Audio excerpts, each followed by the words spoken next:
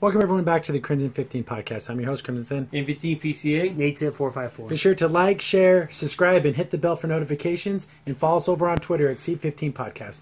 Then we got a what I thought was a super clever ad. Very Absolutely, the presentation, 10 out of 10, A plus, 100 out of 100. We see like, oh, welcome back to the Super Bowl. Like, oh, there's the announcers, but then like things start glitching out. And then, like, oh, CBS off the air. I'm like, what's going on? And, like, people are in the audience, and then they're disappearing and reappearing. Yeah. Then, like, well, what's all this? What's going on? And then you hear Jordan Peele's voice. And, of course, everyone knows Jordan Peele's doing the new Twilight Zone. And it's like, oh, it's a Twilight Zone trailer, commercial. Yeah. But the thing is, no one can be Rod Sterling. No. It's hard. Rod Sterling is Rod Sterling. Yeah.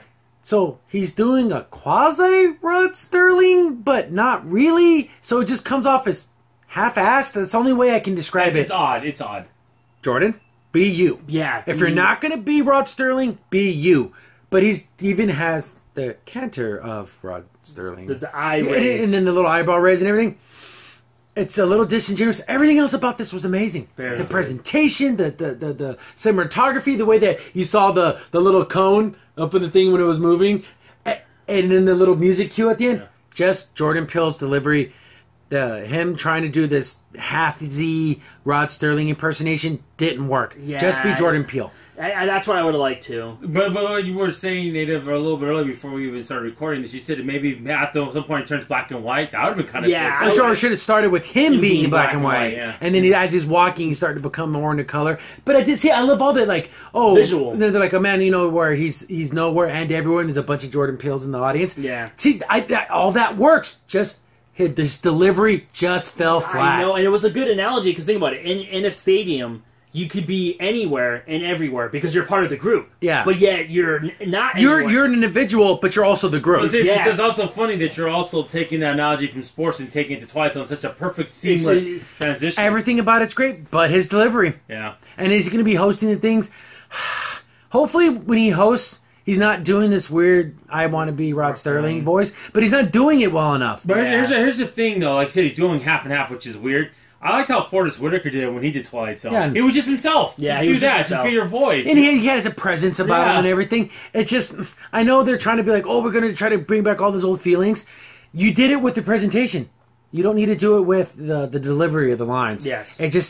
Maybe if they took another crack at this, and I want to see a version of this thing with Jordan Peele just being himself. Exactly, being more natural. He's a little more of a fun-loving guy, a little more animated, which is fine. You don't have to be that dour Rod Sterling with the cigarette. You get the cigarette in his mouth, chair, and you're like, yeah.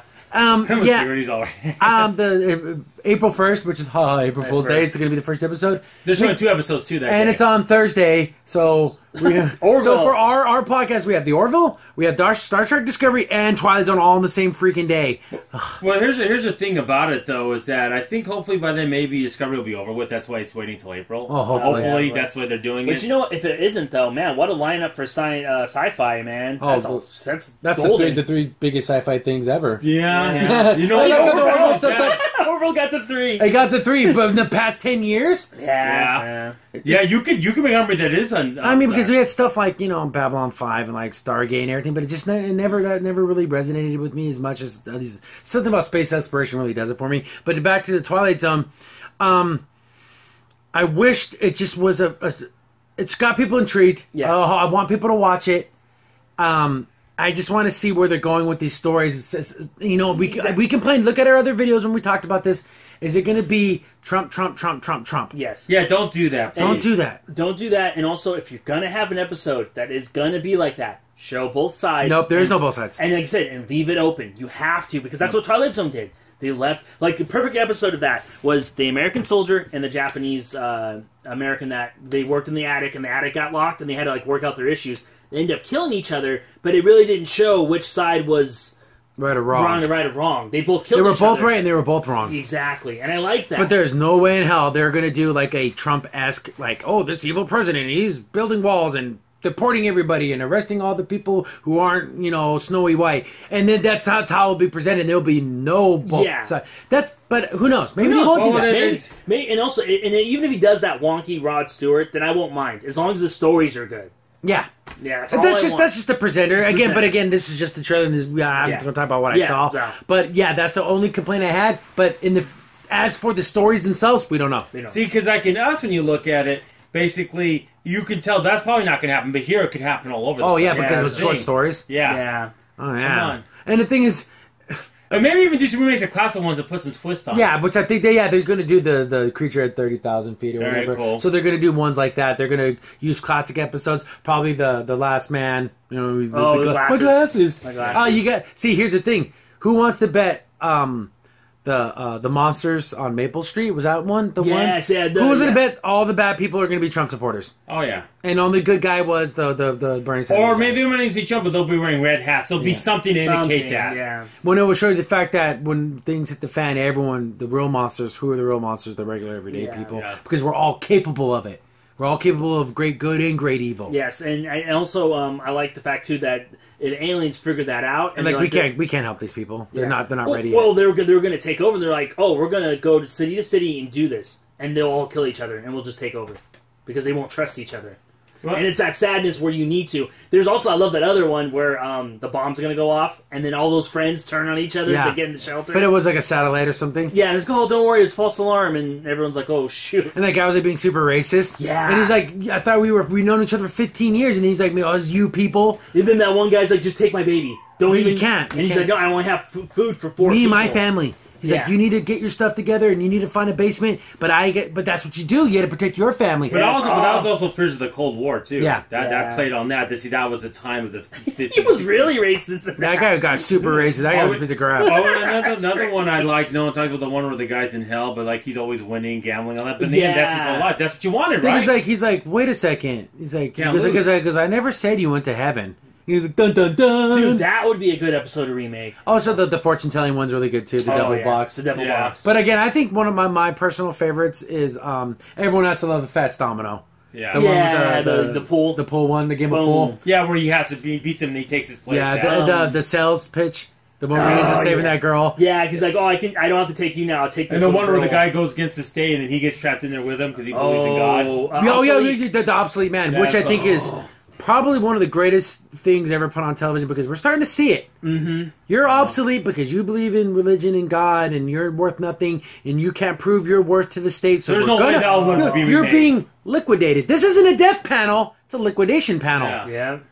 Change the words. Yeah, that's to make him sound nicer. Yes. But at the end, he goes, "I don't care. I have faith. I know I'm going." He's like, "He's like, who knows what we'll do?" And he got torn down because he showed fear. Dude, that would be a great remake. But that'll never happen. No way. Or they'll turn it around. Oh, they'll make it to where it's Donald Trump. Yeah, it's all religion that's doing this. Yeah, it's the other way around. Not ideologies. Yeah. But yeah, there's so many amazing episodes. Oh, the Halloween. The man in the $4 room. That's a really good one too. That's a good one. The Halloween with Satan's trapped. Oh yeah, there's that little stick that holds him. I love the one where the guy got to be with his son at the carnival one last time before he died. Yeah. And then his son kind of remembers his father's like, oh yeah, and he got that one moment to be a dad because he was a piece of garbage. Like he's like a low level mobster guy. Then he always promised his son, I'll take you to carnival. Never did it. Yeah.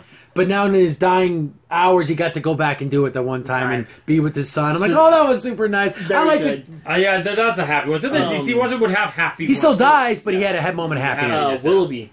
I like that one a lot, where the man is... he's on the train, right? Yeah, and he's like, he has this job he hates, his wife doesn't like him, his boss is yelling at him, he finally snaps, and then he's like, I'm going to Willoughby because he keeps having visions of being there. And it was like, I guess, heaven? Or like his escape. And he jumps off and kills himself. Or the one where the alien crash landed, and then they're in that diner, and then okay, one of you people are the alien. Yeah. And then that was a good one too. The two cops, the diner guy, the chick. But everyone had their suspicions of each other. That's another cool one. I like that one. So many. Again, can you tell we like the Twilight Zone? Oh, yeah, we can keep naming these all day. Yeah, exactly. There's so many great episodes. I even like the one where the guy who's like really likes loud noises for some reason. He always plays a record. I don't remember the name of that one. Yes, because his mom would always say you can't make any noise. So when he got older, he likes battleships and like big noises. That was a good one. But then he gets the same thing that his mom had, which is you can't. Yeah, it's very sensitive. I also like the one where the guy where you think this lady, there's no talking in this episode, where the lady's like in a cabin and you think there's like this little alien that's attacking her, and you find out that was her humans.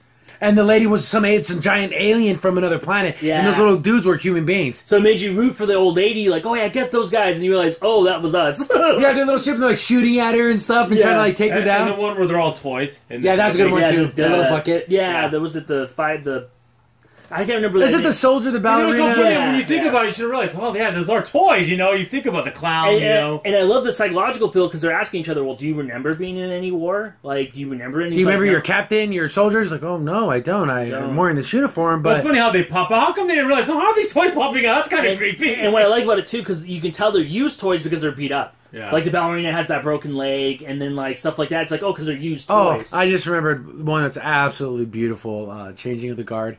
Oh, where the guy, he's a teacher at like a boys' school, and he's like really old, and like, oh, you never took a vacation. Like they're basically firing him, but he thought his only worth was teaching these kids. So he's gonna go home and kill himself. Yeah.